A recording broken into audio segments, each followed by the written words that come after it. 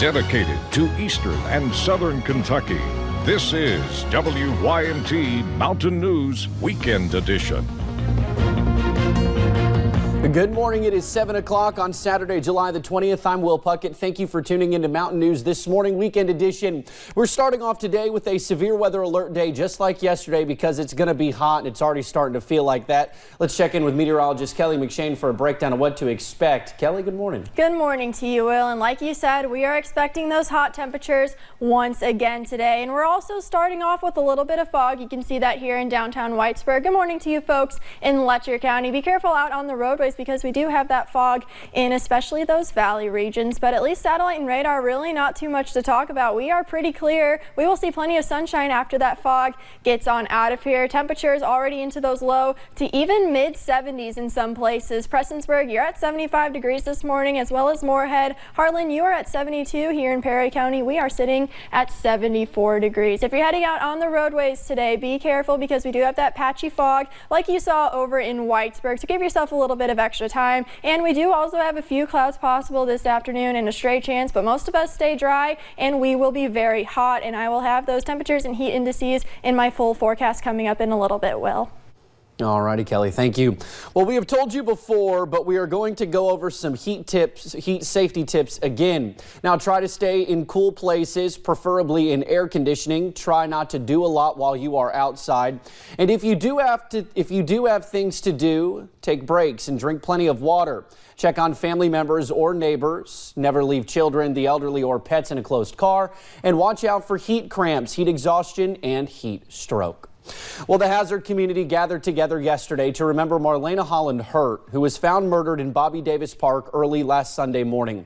The family said their final goodbyes at her funeral yesterday afternoon and at a candlelight vigil later that evening. WYMT's Emily Bennett talked to those who knew her all of her life. I'm standing here at Consolidated Baptist Church here in Hazard. This was a church that Marlena grew up in, and she was even baptized in. And today the family gathered to say their final goodbyes. It was a celebration of Marlena Holland Hurt's life. Many of her family members sang songs.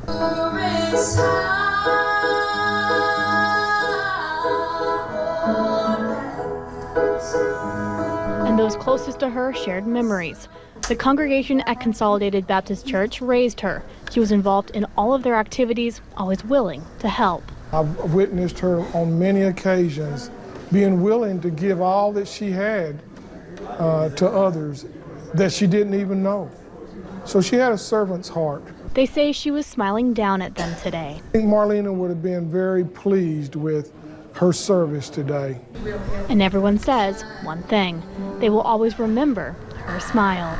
The community will gather tonight at 8:30 at Bobby Davis Park for a candlelight vigil in honor of Marlena. We'll have more on that at 11. Now, we now know when Anthony Lewis, who was charged with killing Marlena Holland Hurt, will appear in court. Lewis faces a murder charge. Police say he stabbed and beat her. His arraignment is scheduled for Tuesday. A Harlan County man who has been missing since December was identified Friday morning as the man whose body police found last week. Police identified the man as Tim Middleton, who families say they have relentlessly been searching for the last 7 months. Middleton's daughters say they were hoping to find their dad, but are glad they can finally start to have some answers. I'm just glad that we can actually, with the closure that we've got, that we have it, and that we can, give him some respect and put him to rest finally. Police say they do not know the cause of death yet. Now, as we head into the weekend, you should keep an eye out for a murder suspect. This is Charles Ray Blevins. Earlier this week, state police issued a warrant for his arrest. They believe he shot and killed a man earlier this month near a park in Pike County. He should be considered dangerous. Anyone with information should call 606-433-7711. A woman is charged after deputies got a complaint that she was trying to sell drugs in a store. Clay County deputies say they got the call around 8 yesterday morning and ended up arresting arresting Nancy Reed. She was walking along US 421 when they found her. Deputies also say she was under the influence. Reed is charged with drug possession and public intoxication. One person is behind bars this morning and another is on the run following a motorcycle chase in Clay County early Friday morning. Deputies say it all started off of South Highway 421 around 2 in the morning. They say Simpson, seen here, was the passenger on a motorcycle that took off. The chase lasted about 6 miles before Simpson and the driver ran on foot. That driver was able to escape, but deputies say they know who the man is. Simpson faces multiple charges, including first-degree fleeing or evading. Well, we want to remind drivers using Kentucky 15 in Perry County about major traffic expected next week. The Kentucky Transportation Cabinet says you should prepare for changes at the intersection of Morton Boulevard and Kentucky 15 in Hazard. We have that pointed right out here for you on this map. That is near Applebee's in Food City. The change is currently scheduled for Tuesday, so be sure to drive safe around that area. Well, today marks the 50th anniversary of the Apollo 11 moon landing and those famous first steps. Immortalized through the words of Neil Armstrong, that's one small step for man, one giant leap for mankind.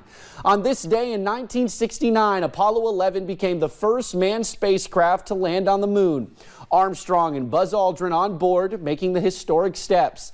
The event was watched on television by an estimated 650 million people around the world. Now, yesterday was a special day for kids at the Challenger Learning Center. WYMT's Madison Pergram has more on the activities involving the moon.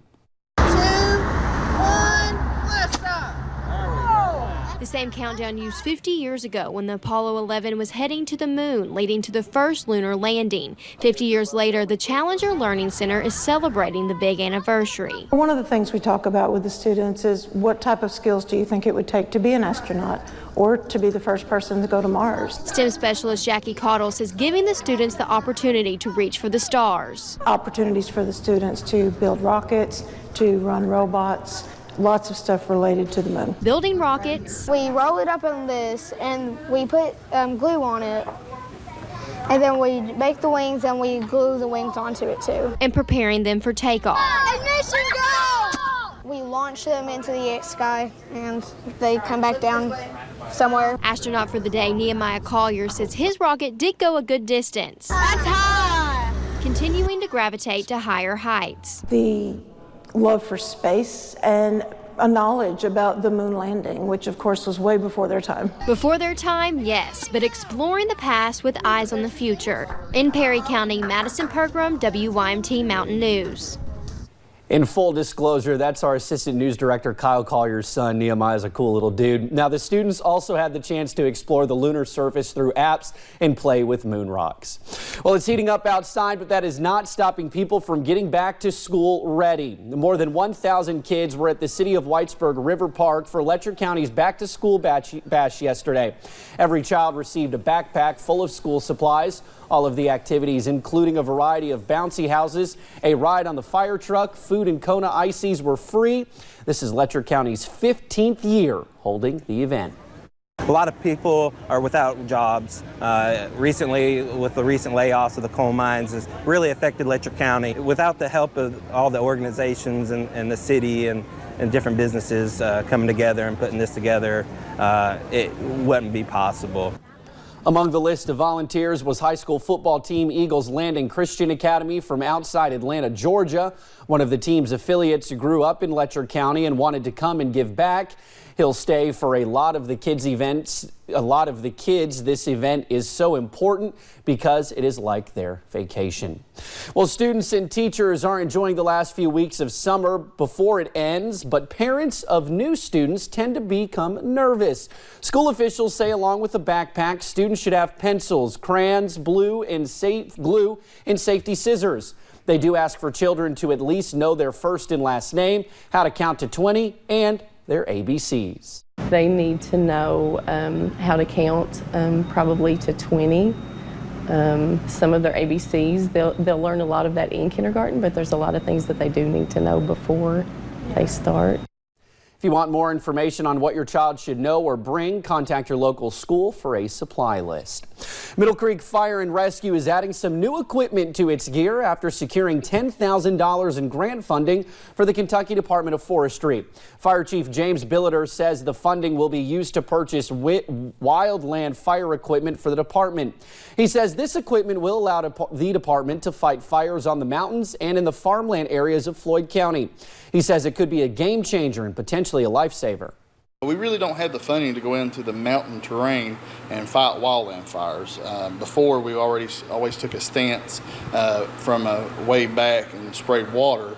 But now this grant will able to get our guys trained, equip them, and get them in the mountains. Billiter says the department is looking forward to being able to help the community in a new capacity. And check this video out of a black bear snooping around someone's trash in Harlan County.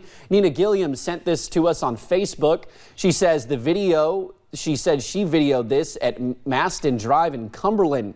You can see the little guy digging through, that's an arguable term, digging through trash and standing on his hind legs to check his surroundings. Well, coming up on Mountain News This Morning Weekend Edition, with hot temperatures across a good chunk of the country, officials are warning of a danger you may not know about. And later in sports, we check in on Chip McDaniel and how his second round went for yesterday's Barbasol Championship. Expect another hot and humid day today, but have no fear, cool down is on the way. Those details in my extended forecast coming up next.